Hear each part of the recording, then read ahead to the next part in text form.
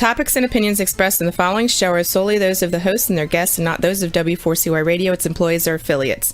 We make no recommendations or endorsements for radio show programs, services, or products mentioned on air or on our web. No liability, explicit or implied, shall be extended to W4CY Radio or its employees or affiliates. Any questions or comments should be directed to those show hosts. Thank you for choosing W4CY Radio.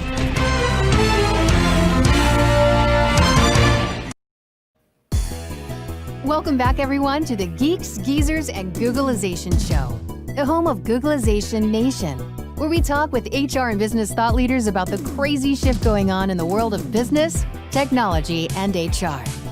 Here's your host, Ira Wolf.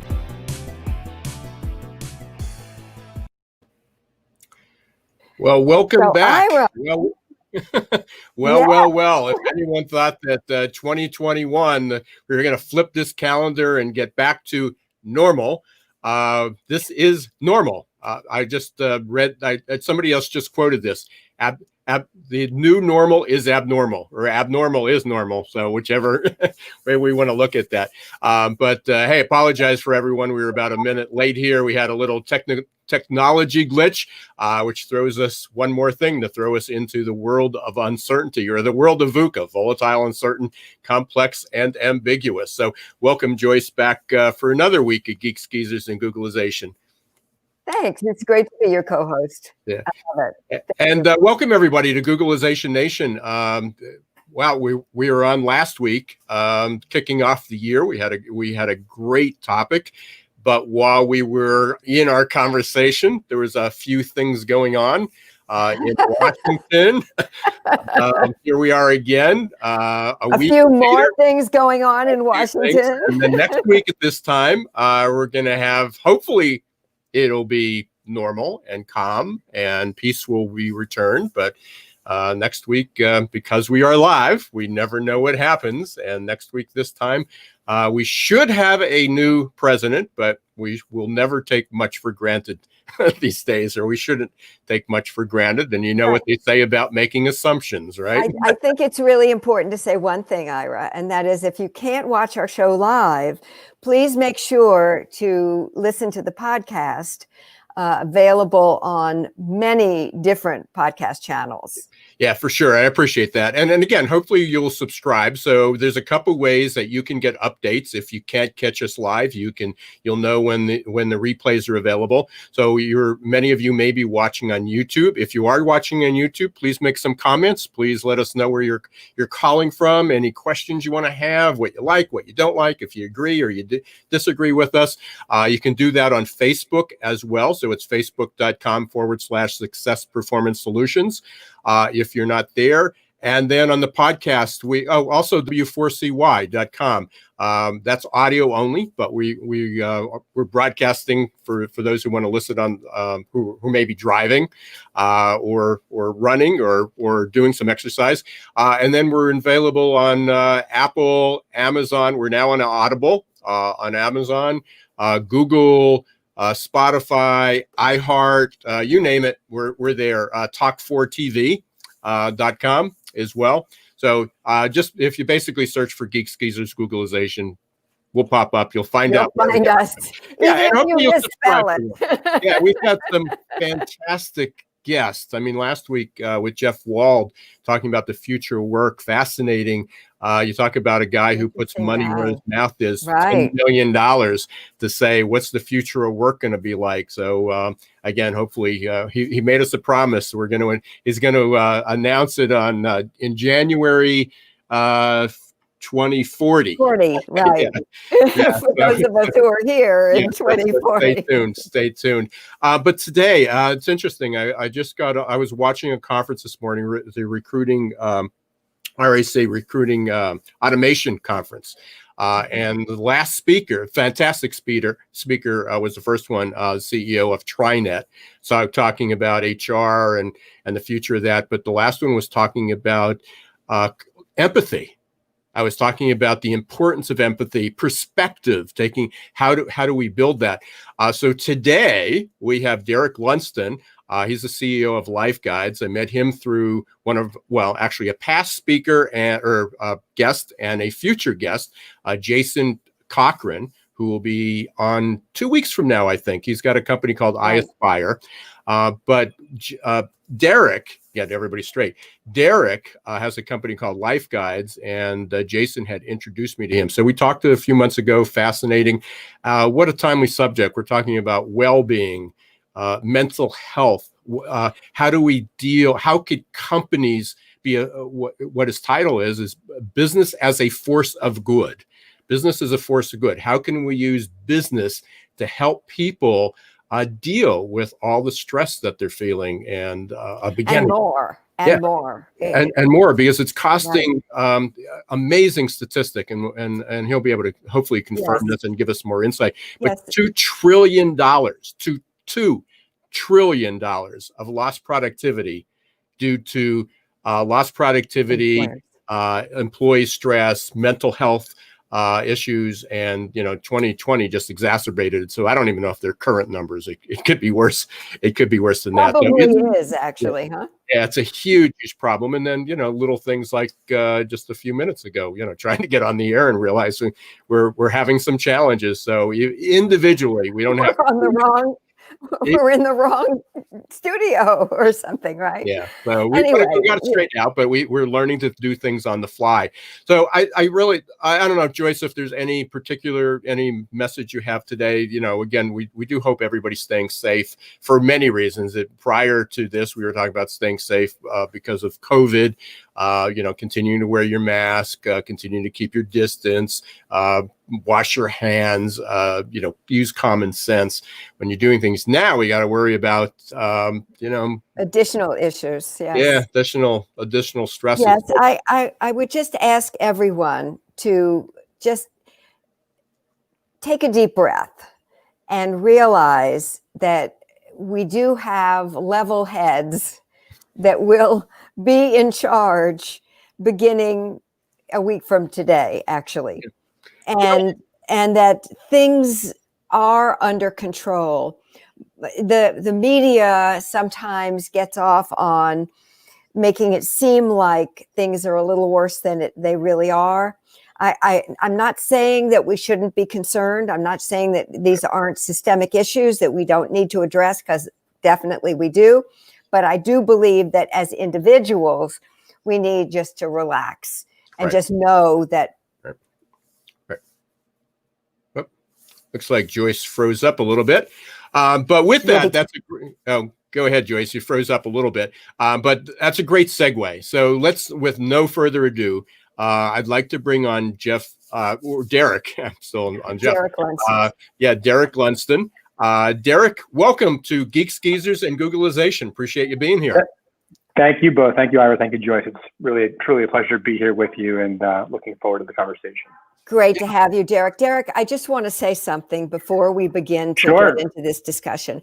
I really like the fact that it's person to person, that Life Guides as an organization is person to person, and you're giving people, folks who have been there and done that, who have been through the issues. So now tell us about Life Guides. Well said. I mean, that's exactly what it is. It's about recognizing that we all go through life. We all have challenges in life. We all have opportunities to grow through life. And that for someone who's going through an experience, typically there's someone or many people who have been through the same or something very similar. And through that experience, they've developed relationships, resources, strategies, techniques to manage it more effectively. And that wisdom can be shared with others to help them on their own path. And we are using technology to help facilitate those relationships to take place, to optimize for those connections, to help people find each other, to work through those challenges that life presents us. And there's no doubt about it, to use Ira's words, that 2020 was a year fraught with many challenges.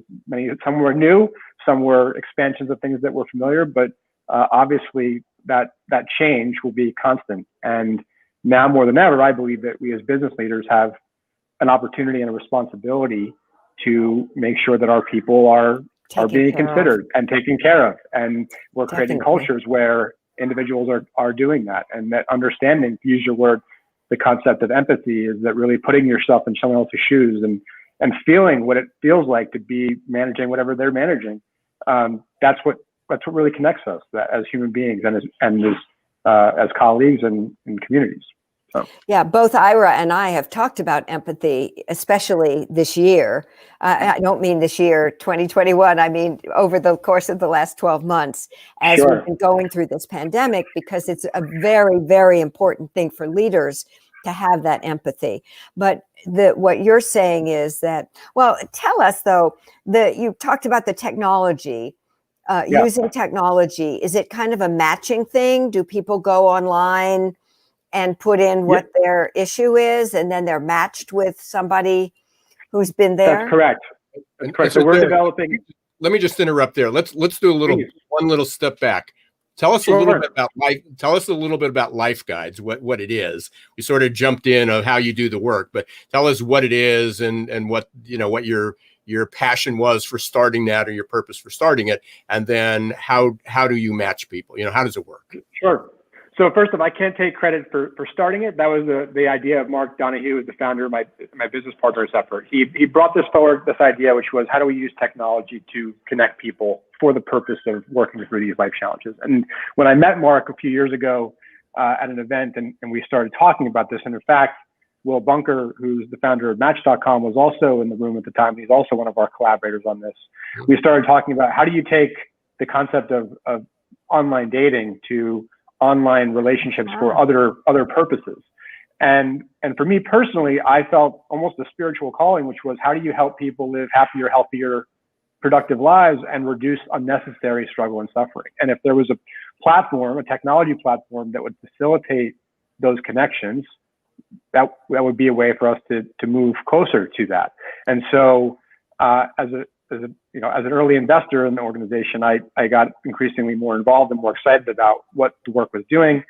And the idea is that organizations can offer this platform, and leaders can offer this to their people, so they can go on and whatever's happening at work or at home. And now that these lines have been very much blurred and integrated, they can go on and seek support in whatever way that they need and be connected with someone, and they can have video conversations or phone conversations or text and messaging conversations, or even in a group format, or consume content. And then to your question, Joyce, we've developed an aspect called intelligence assistance, which is what we'll refer to as the opposite of artificial intelligence. It's the sense of how do you optimize for human connection? How do you optimize for human relationships and empathy, and give people the tools that they can connect on a better level and provide personalized recommendations and pathways for how people can find their own answers and their truths to get through these different challenges and opportunities in their life. So how do you do that? I mean, what's the process for going and doing that? I know everybody throws out terms of AI, so you're obviously collecting a lot of data on different people. Yes. That's the way you match people. So how do you do that when you're not just collecting bio data? Correct. You're going beyond that. So how would you match me or Joyce or anyone with the right person? Yeah, so so there's two sides of the platform. So it's a two-sided market, in the sense that there's guides, right? So there's people who have been through something in their life and are now, quote unquote, on the other side, and they've learned the lesson. We bring these guides into our community. We train them on how to facilitate, conversations, ask certain questions, how to demonstrate empathy, how to listen effectively, how to provide feedback appropriately. And we take and you vet them, right, Derek? You vet them first. That's correct. Okay. That's correct. And based on that, their life experiences and their expertise is tagged through our intelligence systems piece in the back end, and that sits in that active database. On the other side of the technology experience, you have members or employees families that are working for organizations, and these organizations are sponsoring or paying for access to this technology. These employees, whatever they're going through, it may be that they've become, in my situation, a new parent not that long ago. Or another example, and that's a positive challenge. On the other side, it might be that a loved one is going through dementia, and you have a caregiving process, and you need to navigate the emotional, practical, financial, and potentially even loss throughout that paradigm. And so they can go in as a member and say, this is what I'm in need of. This is where I need support. This is my quote unquote life challenge. And they'll fill in a little detail about themselves and what they're seeking. And then based on the tagging of those guides, we will make a few suggestions of here's some people that we believe you will match with based on your shared experience, based on where you are in your process. based on different utilization patterns that we've seen of what creates good matches, and based on different demographics that we learn. And so as more and more utilization and more connections happen, more and more positive conversations happen, people move closer to that happiness, our software and our data gets better at creating those matches and making those suggestions. So to take it from a concept of a more commoditized version, think of Airbnb. You know, you want to go on a vacation, you go into the application, say, I want to go to San Diego, I want a 3-bedroom high rise, or I want to live on the beach. You can put those different details in, and Airbnb will say, here's a few properties that match with what you're going to do. We're taking it to the next level, saying on a human basis, here's relationships, here's people that we think you will connect with, because there's that shared empathy, that shared understanding and wisdom that can be passed between people on the path. Someone's walked ahead of you as you use your word choice, and we can share that with them. So do you use filters just like Airbnb does and some other websites? Yeah. Exactly. That's the filter process that we're building in. And all of this is obviously very much in process. We're building it as we go and as we learn, and as more and more members and users are on the platform and more guides are on the platform. That's really where this network and where the intelligence systems really is powerful. But I think the other thing I want to mention, because you mentioned the concept of business as a force for good, but it comes back to caring for our people, right? I think it's the most important thing is about who are the leaders of organizations, who are the leaders of companies that recognize that we need to provide, that people are people at work and their people are people at home.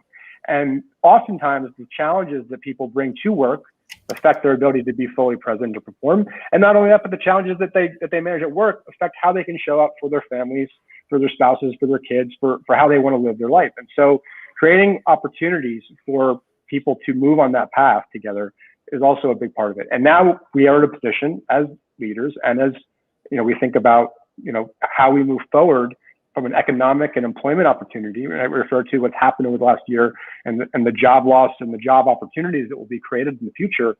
How do we create a path for that to take place for our people, for our stakeholders, and for what the next generation of business can be as we emerge from the last year and what's what I'll call the 13th month of 2020. Okay. Absolutely. So Derek, one of the things that I don't remember where I picked this up. It might've been in your bio or on your website. Yeah. You talked about creating a culture of caring, which is just incredibly, it just resonates. It just sort of fits. And I must have mentioned that several times today to even different people that I was talking to and talking about the show and what we're doing, is because I can't think of a better time to be talking about a culture of caring. I mean, we're talking about beyond just businesses. We're talking about that in society. And just as an aside, Derek, that is the title of my first TED Talk, was Creating a Culture of Caring. Oh, amazing. I love that. That's so exciting. So such alignment in values. And so exactly, I mean, I think when you think about the concept of culture, period, right? And the Peter Drucker concept, the culture eats strategy, right? And many people know that slogan, right? And we focus on the importance of culture and creating healthy relationships, creating communication, aligning for shared interests. And when you look at how much time we spend with our colleagues, with our business partners, with the people that are at work, and now where work and home are blended, and you have families extended as part of this. I mean, my kids join conference calls all the time, and I love it when my teammates, the kids join as well. But we have to look at this as a holistic component of caring. We have to care about the people that we are leading, that we are serving, that we're working with. And it's not just an optional in this moment. It should be, in my opinion, the guiding principle, what brings us all together. It's a common point of how we move through a really challenging systemic time for the world and for business, and how we can then move past this and create something new and better and healthier as we redefine this. So I think it's a culture of caring. We refer to our clients as culture of caring pioneers, because they're offering this service to them. But really, I think this should be what we strive for collectively within using business as a platform to create change, to create depth in relationships, and to make a positive difference for our communities. So Derek, I'm trying to get my head around this. Obviously, going back to Match.com, we can talk about what my interests are, what my age is, what my gender is, what my preferences are, and you can try to match it that way. But now we're trying to really match almost empathy levels. or people who Yes. appreciate that. And even talking about empathy, there's a million descriptions in this conference I was at this morning. The speaker actually put out a poll and said, and I don't remember what the 5 categories, but one was define empathy. What does that? What's one word that describes empathy to you? One was understanding. One was compassion. I don't remember. Sympathy was another one, Mm-hmm. and the compassion actually was number one. Mm-hmm. But understanding was second. I think that was a pretty high percentage. Sympathy, was another one. So maybe half the population would agree what it is, but then the other half has all these different variations. So how are you quantifying this? That if you match me with somebody, I'm getting the person who understands what my needs are.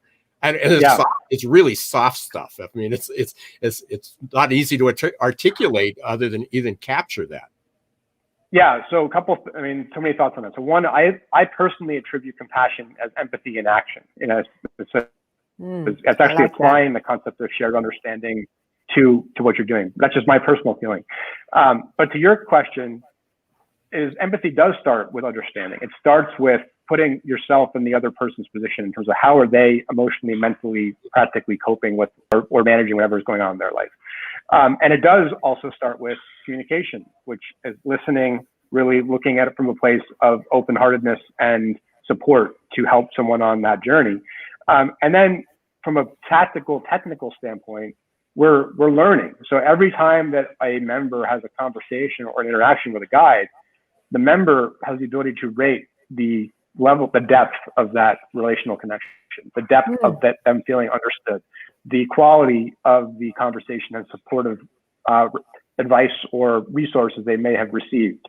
And through each of those interactions or an iteration of those interactions, we learn more and more about what does empathy look like to different people? How do they receive, frankly, how do they receive love? How do they communicate that in a way that's going to help them be able to translate and incorporate that practical business advice or life advice that's going to help them be happier and healthier in whatever context. And so that's the exciting part, back to data, as we learn more about member habits and we learn more from our members on how this is serving and helping them. We improve the experience, and we improve on offering different forms of education and training, which ultimately can be cross-skilling and be used in other formats of business and life. Ira, to your point, I think this is beyond just the human connection. This is about creating a more connected and a more informed populace, and something that can be useful in many facets of life. So my mind goes from the human to the technology. So I'm still going back to evaluating that. So this would be the ideal scenario that I could think of from a technology standpoint and a measuring standpoint, is that every conversation that is had is measured, and we look at facial recognition, and we look at tone, and we look at is the way that I'm communicating resonating with the other person, and being able to build that database and be able to get an exact, a good, accurate fit. The challenge with that is it's not anonymous, an invasion of privacy. It's not transparent. So I guess it's how do we in a imperfect world create that really good match if we're not evaluating the interactions? Are you looking at micro expressions? We are not, and because this goes back to the anonymity, right? So, and not to say that in the future that wouldn't be an element of it. I mean, as long as everyone was aware that data was anonymized and being used to enrich the experience, I could see there are companies and organizations that are doing this type of research, looking at your exact point, micro expressions, tonality, biometrics, and how people are responding to the conversation. Right. So that research and that work is happening, and obviously it can be leveraged for purposes of education. It can be used for purposes of entertainment. It can also be used for purposes of creating depth in relationships. And so I think we're at the very beginning stages of learning more about how that informs us. But right now we're basing our initial experience around the experience of our members and the people who are interacting with each other and their rating of that conversation, and the impact it's having on subsequent decisions or their perception of themselves personally and at work following or ongoing from that relationship. That's Derek, interesting. yeah. So Derek, I'm the owner or an executive and I'm sitting there and this resonates with me and I recognize I really want to help my people do better, Yeah. Whether they're in the workplace or whether they're at home or remote or however that's going to be. What are the questions I should be asking you? Because again, there's obviously lots of organizations that are offering that, from healthcare organizations to other startups. So what are some of the things that if somebody's out there that I should ask and then call you to get a fair, to find out if it's a good fit? Yeah. So a couple of things. First is, as a leader, I would look at, am I getting questions from colleagues and employees on my team expressing challenges that I don't have the answers to, especially emotional challenges? That's probably a problem these days. Exactly. That's probably even a bigger red flag. If they're not, it means that there's a lack of trust or a lack of engagement. So if that's even a bigger red flag. But if you are getting those questions, most aware leaders from our experience recognize where they have answers and where they don't. And so if they recognize they don't have the answers, they should say, who can I find, as we always do, that knows the answers or has more information that can help on this path. And if there was a platform or there was a suite of resources and tools that were available to support my people, would I invest in that way? Invest in my people to show my commitment to them. And if leaders are asking themselves those questions, then they should absolutely be calling us, because when you look at the level of relational depth and opportunity we're presenting at the price point that we are, it's practically free. So they just need to have the desire to help and then pick up the phone to call us or email us. So what's the next step for companies? I mean, we can go to lifeguides.com, we can look at that. What's that process look like? What's involved with it? And how, and again, we work with a lot of, I personally work with a lot of small, medium-sized companies. So they may have, 10 employees, 5 employees, 25 employees, 50 employees, and then there's enterprise. So how is this only for enterprise companies? Can small, medium-sized businesses use this? What's the sweet spot? Is it $4 across the board, Derek? $4 per member per month, and that includes the adult members of that household. So for less than $50, for a price of a lunch, you can ensure that your employees have access to care in whatever modality and whatever topic that they need. Okay, so that's per month. So correct. So then we have to multiply 4 times. So it's $48 a year. Yeah, per employee. So less than $50. Okay. That's correct. Yeah, got it. And then from that standpoint, what we recommend is we work with these leaders who have done this self-evaluation of their values and their resources, and we encourage them to use it, to experience it, to advocate for this need to be introspective and reflective on where the challenges are and the need for growth. And when we do that, we work with these leadership teams to build customized communication plans to help their people know that this is available for them and to provide awareness of its utility when and if they need it. And from that standpoint, we then work closely with our partners and with our clients to help their members use this technology. And then through that, we learn more about the product and how we enhance it. So that's a quick summary, Ira, on how it works. And do you don't charge for that, or do you for that? It's all included. That's all part of the fee that we talked about. Yeah. Okay. Are there any businesses or organizations that aren't a good fit, or situations that aren't a good fit for you right now? I would say if a leader does not understand that resonance of needing to care for their people, it probably would not be a good fit. But if they have good human virtues, they want to be supportive, it will be a good fit. And that's the only qualifier at this point. Do you care or not? If they want to attract top talent, they better be caring, right? That's exactly right. For sure. So how can people get in touch with you? Obviously Life Guides, but how else can they get in touch with you if they have questions, Derek? Absolutely. My email is Derek DEREK @lifeguides.com. You can email me directly, and I'm happy to schedule time with our team and anyone who'd like to learn more about this. And as well as obviously, we and myself are on social media, all different channels. You can find us there. Are there any questions that you commonly get asked that we should have asked, but we didn't? You asked great questions. I didn't expect this to be a presentation on the product. I thought it was going to be just a bigger picture conversation, but I love that you asked that. So no, you did a great discovery call, Ira. Thank you. Well, thanks. And again, it was important. I mean, a lot of times we don't like to just promote the product or the service that somebody's offering, but it's intriguing. I mean, to me, here is the absolute opportunity. This was the perfect discussion of how technology can enhance the human experience. It can enhance humanity when it's used properly. Because again, and especially with the remote workforce, in the past, even with a lot of the ELPs that were developed, the organizations, well, if you come into the office, I mean, they had people on site. You can go to visits. We can schedule you with the counselor or a coach or someone, and that disappeared. So we were using technology, but now we even doing the outreach, doing matching, doing the discovery. How can we better align that? So I love the idea that this came from even the concept of Match.com.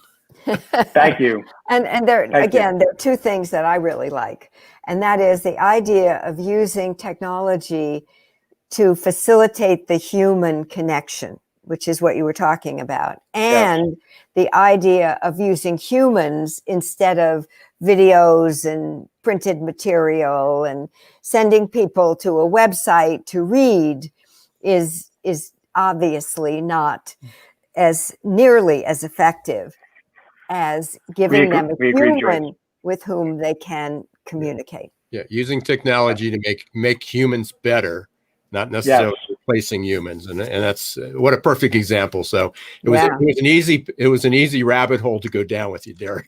It was a fun conversation. I appreciate both of you and your questions. Looking forward to collaborating more. Thanks, Derek. And too, we'll definitely be in touch. Again, just on, especially with Joyce as my co-host, talking about the employee experience, talking about cultures. We've got quite a few guests coming up, and we'll be talking a lot more about that. So your name will be brought up, oftentimes, and we wish you the best of success. Please stay safe. And if there's anything else we can do for you, let us know. Keep in touch. Thank you. And likewise. Thanks for being here, you and your families. Thank you. Have a great day. Joyce, again, another great opportunity. And that was fun. That I wasn't sure where that was going to go, but other than we knew it was a timely conversation, but it's really a fascinating, it was much more fascinating conversation than I even imagined. I knew a little bit about what Derek did, but this was great.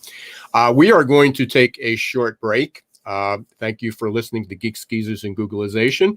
And Googlization Nation. Please subscribe, by the way. You can go to googlizationnation.com, get updates about the webcast, a couple other events that are being able to come up, certainly the podcast, and we're hopefully going to be able to grow that and add even more things. Also, you can go to HermanTrendAlert.com. Speaking of humans, maybe it's the Human Trend Alert. Maybe that's the new version. You're not the first person to say that.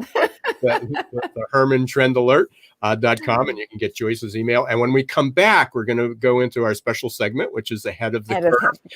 We're going to continue on our work for our forecast for 2021, which keeps evolving. So for right now, stay tuned. We will be back in less than 2 minutes. Hiring top talent shouldn't be left up to the roll of the dice.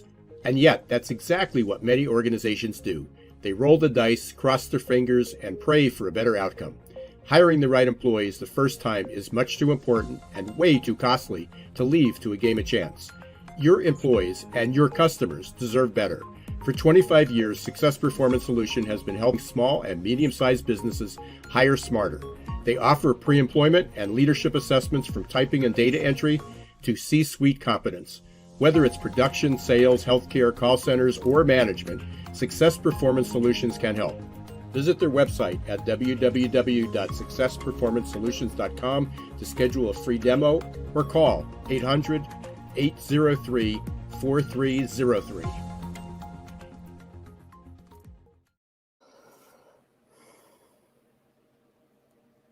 A lot of you might be feeling like you're standing in deep shift. But do you know what grows and rises out of deep shift? Opportunity. To successfully navigate the shift to the new normal, each of us must learn to rapidly adapt to the speed of change. Some of us are hardwired for this. Others, not so much. That's where Success Performance Solutions can help. Success Performance Solutions is now your AQ headquarters. Whether you are personally struggling with the next chapter in your career or wondering how ready your team is for fast, disruptive change, our AQ assessment and coaching will provide you a detailed, scientifically backed roadmap to guide you into the new normal. Optimize your adaptability today. Contact Success Performance Solutions about evaluating your team's change readiness or joining our upcoming AQ Masterclass. Visit successperformancesolutions.com or call us at 800-803-4303.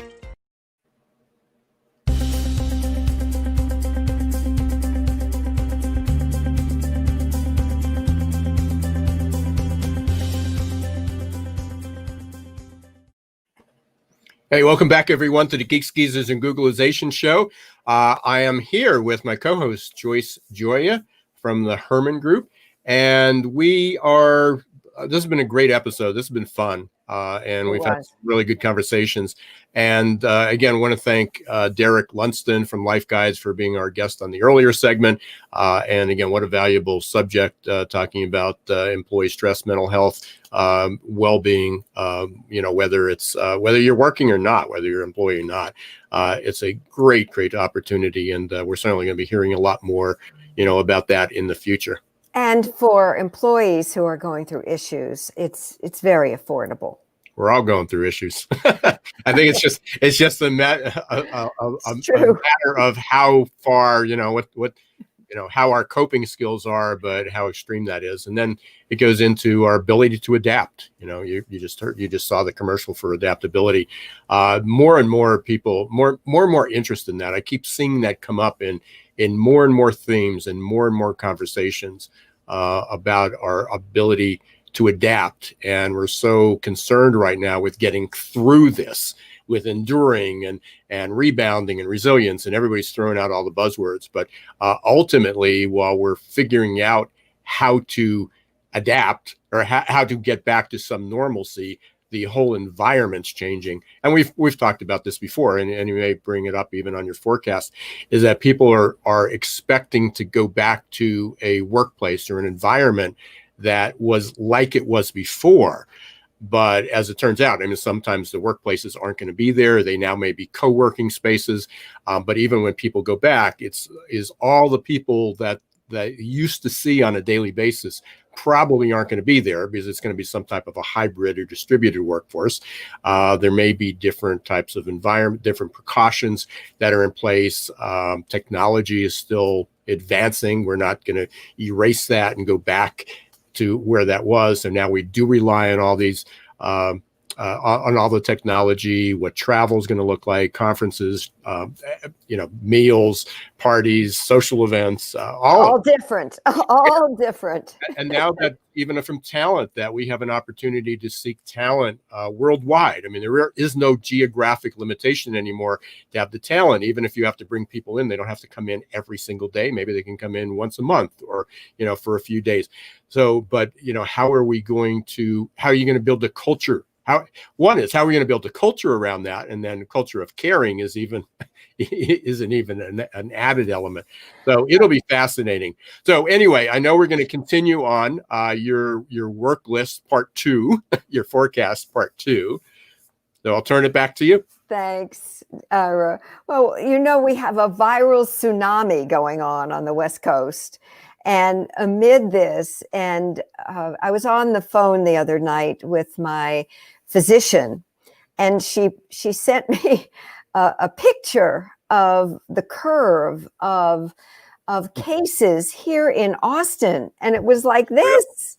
Yeah. There was one the other day, and I don't know where it was from. I don't know if it was the U.S. or If it was, oh, I know where it was. It was actually in the UK, and was it France or Spain or Ireland?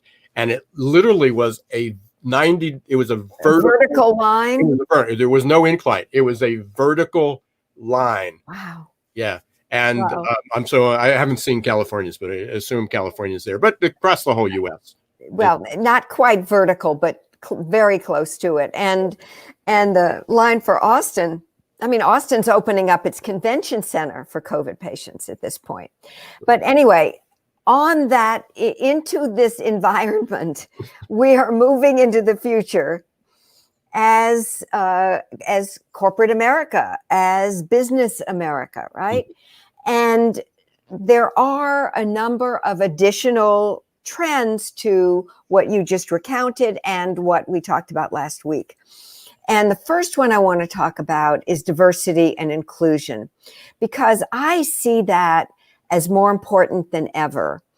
I think that the whole Black Lives Matter movement that we saw last year really helped to raise our consciousness. At least if we were paying attention, it helped to raise our consciousness to the fact that there's a need to address systemic racism. And God knows the events of the last week have raised our consciousness to the need to address this systemic ignorance that is there. And what I'm also seeing is that particularly the younger generations, that is generations X and not X and Y, but Y and Z at this point, are, I mean, it's not optional. It's just not optional. Either you will choose to address it or they're out of there. It's just not optional.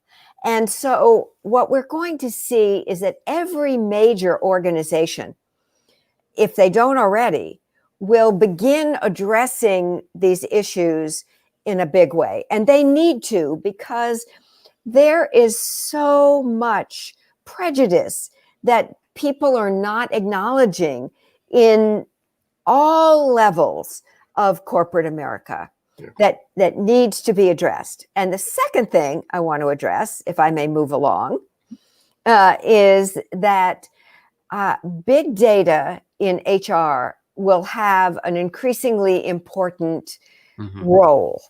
And that is that the more efficiently and effectively we can recruit and engage and retain our employees, the more we're going to optimize the profit driven to the bottom line. And the more, therefore, that we'll have to spend on giving our employees positive experiences and our customers positive experiences. And therefore, we'll be able to even be more successful as an organization.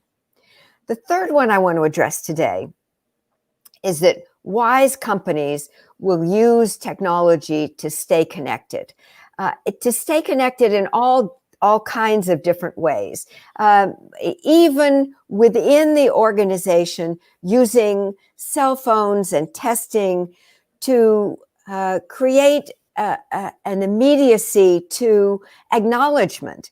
One of the examples that I love is that at the Hilton in Kuala Lumpur, when one of the front desk people had upsold one of their guests coming in to the presidential suite, and it was a huge jump in revenue for the organization. And that individual was acknowledged by the GM and his department and everyone, to everybody in the organization almost instantly, so that as that person walked around the property, there were people saying, "Great job, way to go," whatever. And so we can use technology to help us pat people on the back, acknowledge good behaviors, and reinforce people in a very we don't have to way. wait 12 months for an annual review? No, hopefully not. The next one I want to talk about is that learning communities are going to be more important than ever. And learning communities like Athena Online, myquickcoach.com, and Ngomu, but where I see that organizations are looking for more one-on-one, more interactivity, more of an opportunity to affect individuals. And that's what I love about Ngomu, that learning community, because it is it's an opportunity for the coaches to coach on an individual basis as well as a group basis. The second to last one I want to talk about is that cafeteria style benefits are re-emerging. Now, I don't think cafeteria style benefits ever really went away. And let me define that. Cafeteria style benefits are where you give the individual employee a pot of money and you say, now, here is a wide range of different offerings that you could use that money for, including things like maybe guidelines or Best Money Moves, which is a financial wellness website, or any number of other things that people could use that pot of money for. Insurances, pet insurance, apartment insurance, as well as 401ks and investment in the organization. 401ks, like stock ownership. Right. But what's new there is that we're also seeing that people can take that pot of money and apply at least part of it to their student loans. And finally, but certainly not the least, is that adaptability is emerging as the quality which is most important to look for in talent that we're recruiting. Because the more adaptable people are, the more they're able to handle whatever we want to have them do for us. Anything we've been talking about. Exactly. So Joyce, we are just about out of time, and I'm glad you got through that. So that's perfect, and thank you for bringing in adaptability as well. It's a great recap, and again, I really appreciate this is how this started. Our opportunity to work together was with Ahead of the Curve, and it's worked out really, really well. And it's really been a valuable segment. But again, we're at the end of our show, another show. Geeks. They go so fast, Ira. It does. It's going faster and faster, especially when we miss a minute right in the front. It's incredibly, every second is valuable. But again, we want to thank everybody for listening to Geeks, Geezers, and Googlization and watching it, not just listening to it.